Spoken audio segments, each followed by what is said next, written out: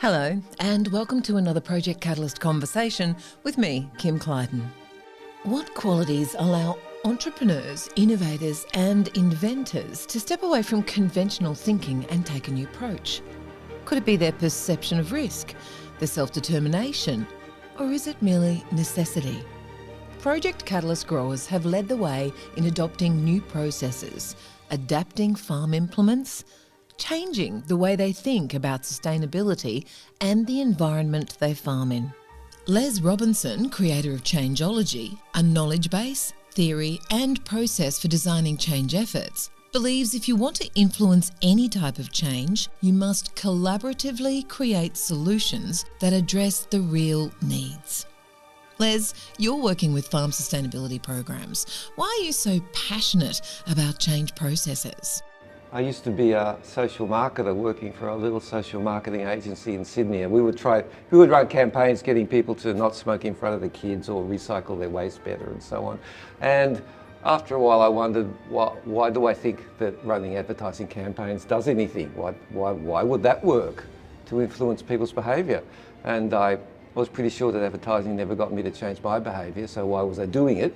And then that really started me on the journey of just wanting to I think it was driven by curiosity, is wondering if there is a way to design efforts that lead to people adopting behaviours or practices that improve their lives. Often people need help to do that. It's not that you can do it all by yourself. So if we're going to assist people to make those changes in their lives, then how can we be effective at doing that kind of work? I once spoke with a man called Dr. Sam Ham out of the United States who works in thematic communication. What's the actual structural strategy behind the way you're talking to people about communicating change opportunities? Okay, good. So I think I've drawn the conclusion that I'm operating in the world's simplest theory of change. That if we inspire people and we lower the risks, then we'll see a lot more people doing the thing. So, and inspiration really has to be people have to be able to look at what we're offering, what we're talking about, to take a look at it and say, you know what, I think that's me. I think I can see that being me. I would quite like to be the person you're talking about, the person who is, running a more successful business or having a farm that looks great, they're happy to pass on to their kids, or that doesn't smoke, or that has a great looking garden that's organic and is, who can talk about the fact that all their vegetables are organic, or whatever the particular change project you're working on is, that I want to be that person. And of course everyone does. Everyone has a change agenda of who they'd like to be, who they wish they could be, but who they're not quite now because it's all too hard, or they just don't know where to start, or they're too busy doing something else.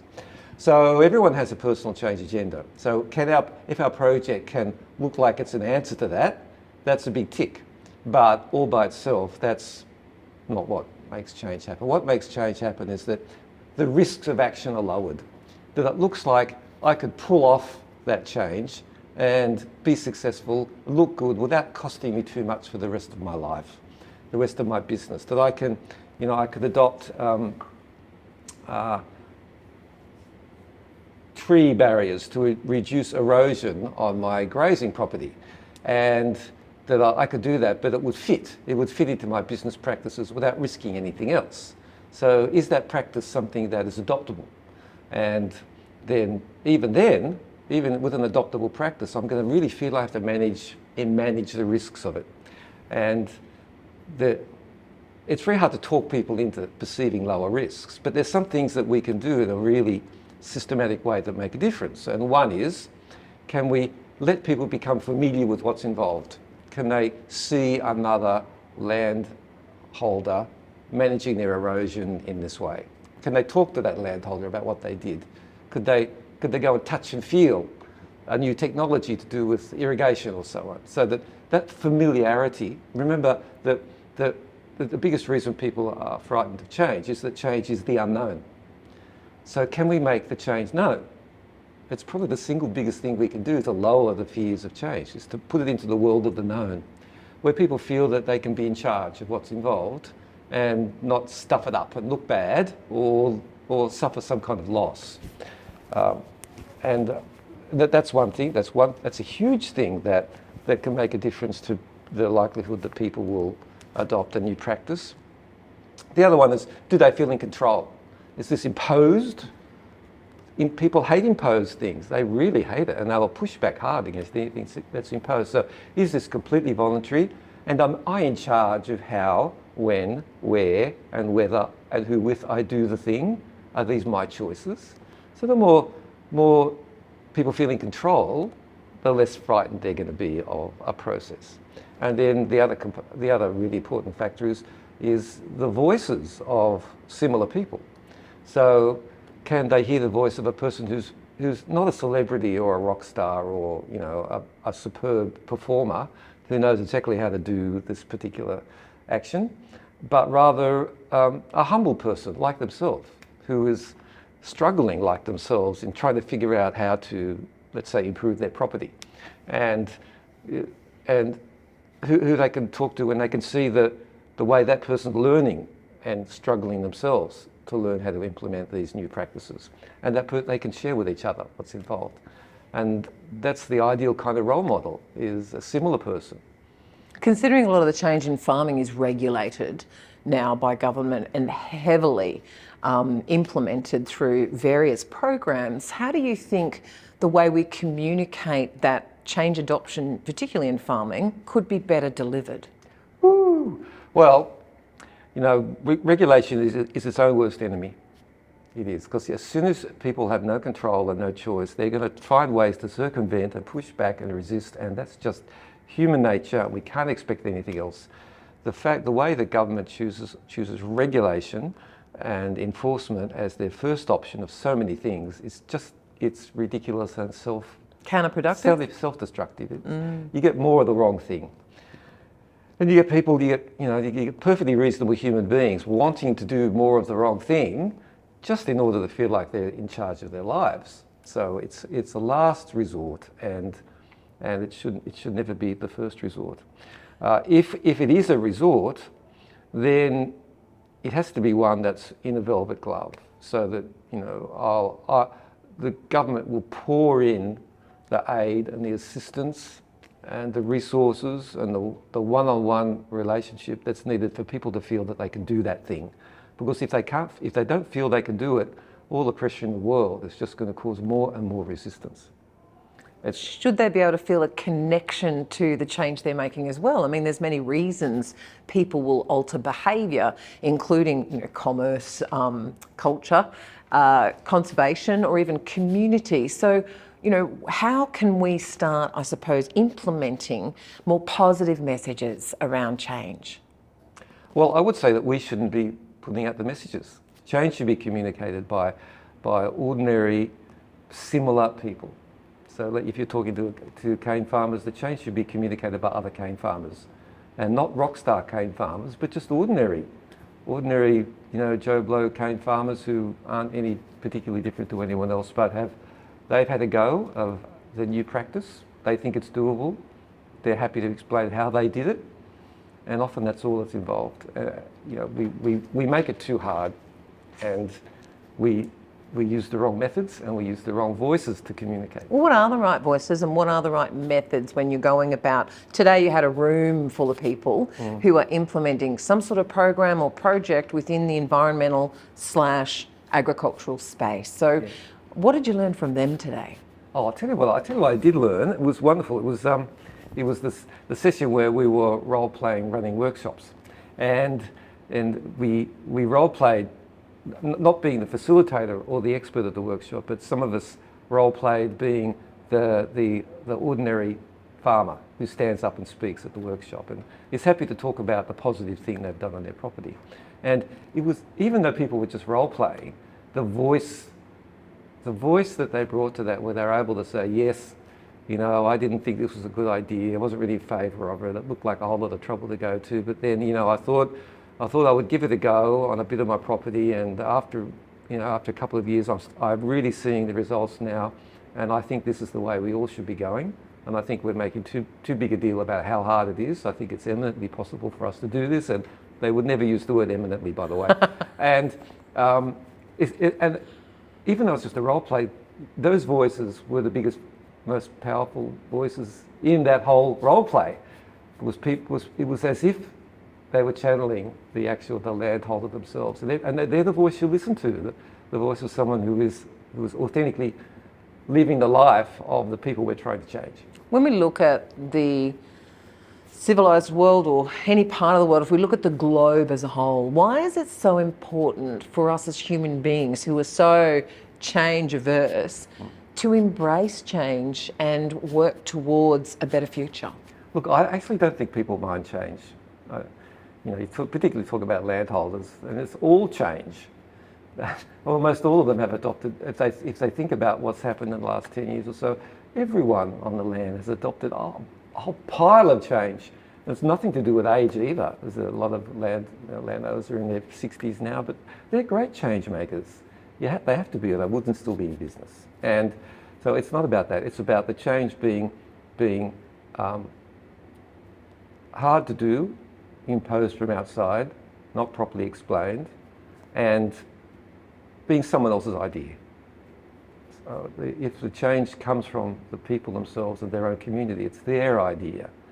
And if it's implemented in a way that isn't confronting and isn't demanding more of people than they're capable of, and is fit, I think fit is a really good word, is fit for adoption by that farm, by those landholders. If the technology is, the right price and is suitable and not too complicated and doesn't require a degree to use and doesn't need to be calibrated by an expert, then if it's designed to be fit for use, then we will see and it provides benefits. Then all that's standing in the way of it are those kind of ill-defined fears that individuals have, which can so easily be lowered by just the voice of other members of their community. You've just described Project Catalyst, which has been running for 15 years. Yeah. It was first initiated by 19 local growers in the Mackay Whitsunday region who joined together with an NRM, Coca-Cola Foundation and, of course, WWF Australia.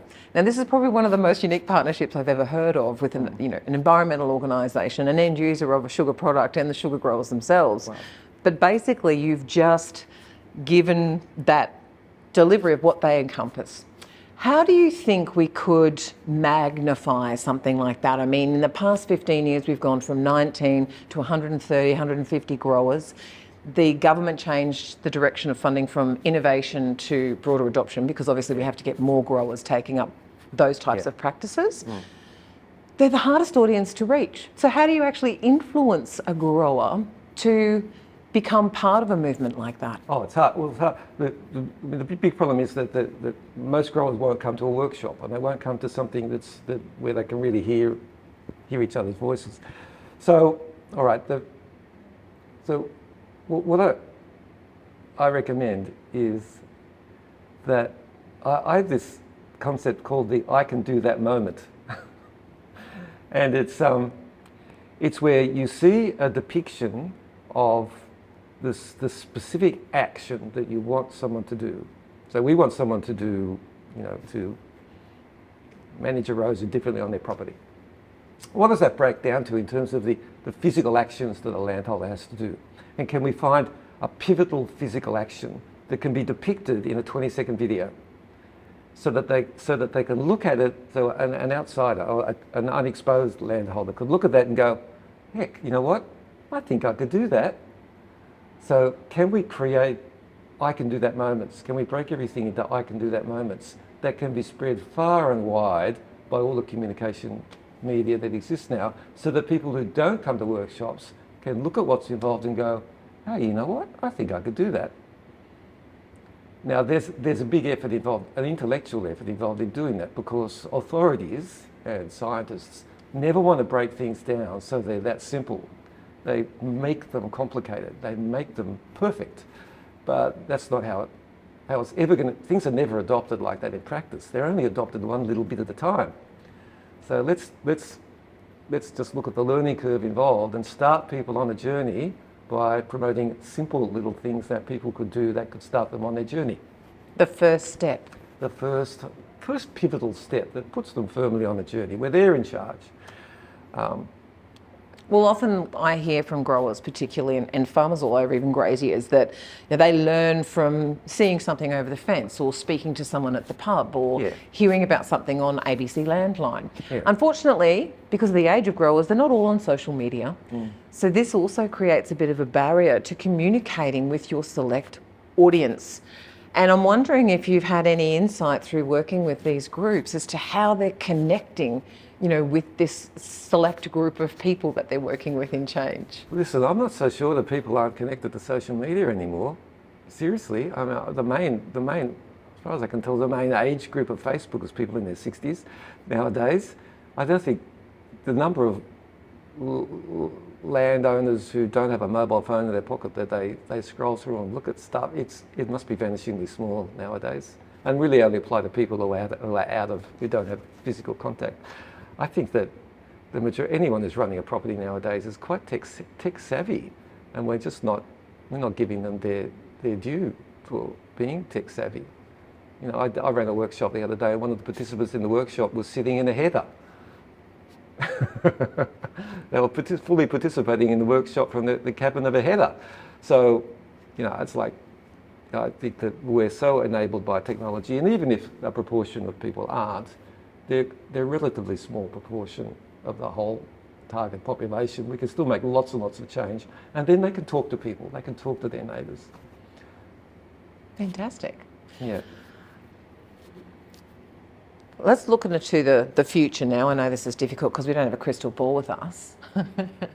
What direction do you see this change adoption taking in the near future? I mean, if we were to look forward to, say, 2030, which is goals for governments across the world to create some sort of a movement on climate change or, water infrastructure or efficiencies.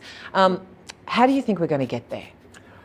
Okay, I think if they had our heads screwed on properly, then government would fund lots and lots and lots of small local extension mobs or mob groups of growers and people who are on the ground and know their people and believe in their people and are focused on nothing else, and would do their work through them.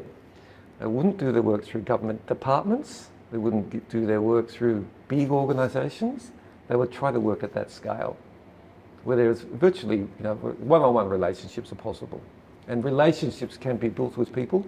The other thing that government would do, if government had its head screwed on, is not have 1 or 2 year funding of anything. Just really, it's stupid. The minute the project starts to bear fruit, it gets defunded. And that's gone on for so long, it's so chronic, it's shooting itself in the foot continuously. And it's ensuring your initial expenditure just keeps getting wasted. So I would be looking at long-term funding arrangements for those small agencies and groups that you decide to fund. I would fund them for 5 years, and that way they can really do their work, and then I'd extend their funding again. How long does it take for someone to experience a change and it become part of their habitual daily routine? Look, as soon as it works. So pretty much as soon as it's installed, appears to be working, there's no reason to disinstall it again. But you've got that initial phase is really, really tricky because it has to work and it has to be fit for purpose and not fussy and complicated and fail. So yeah, that's what I mean by there's two completely separate sides to the business of making change. One is working with people about the adoption of the change. The other half is design of the change so that it's adoptable. That's a different body of thinking called, design, the world of design thinking, and designing, products and services and processes which are fit for purpose. So you've got to have both. You can't ask anyone to adopt something that's not adoptable without it being a lot of trouble in their lives. Well, smoking is a perfect example of that, isn't it? I mean, most people who smoke don't do it because it's healthy or it's good for them. They do it because they're either addicted to it or it's habitual. But people are complicated. So you've got the psychology, the emotion, and the physicality of, the things that we do. Yeah. What role does then communicating the change to and addressing all of those factors of people play? Yeah. Okay, right. The worst thing we do is we give people reasons why they should change. And as soon as you give a person a reason, they feel like they're being pressured by you. It feels like you're trying to talk them out of what they're doing now by coming up with all of these reasons and costs and benefits and so on. So that's persuasion. The persuasion really doesn't work, even though it sounds like it's supposed to work. So I would show people how to do it. And I would really exclusively focus not on reasons, but on how. So shift the approach from tell why to show how. Can I say that again? Shift from tell why, I'm telling you why, but to show how a person could do the thing. So as an example, if I was running an anti-smoking campaign, it would look like this. It would look like someone who was a smoker who'd quit, and they would walk up and they'd say, here's how I quit. Here's how I quit. I decided that I would put the money that I saved from buying cigarettes into a separate account, and when I had enough, I went and bought myself a car. And every time I felt like a cigarette, I sat in that car and turned on the radio, which is a true story, by the way. That's what my advertising campaign would be like. It would be a whole series of those little vignettes of people talking about what they did, not about why they changed or the reasons. You see the difference? Because one doesn't equip people, it just pressures them. The other one equips people for change because it gives people a what to do. Thank you for spending time with me, Kim Clyden, in conversation today with Les Robinson, creator of Changeology. For more stories about Project Catalyst and the people inspiring change, please go to our website, projectcatalyst.net.au, and social media channels. You'll find us on YouTube, Facebook, and LinkedIn. Project Catalyst is funded by the partnership between the Australian Government's Reef Trust and the Great Barrier Reef Foundation, and the Coca-Cola Foundation with support from WWF Australia.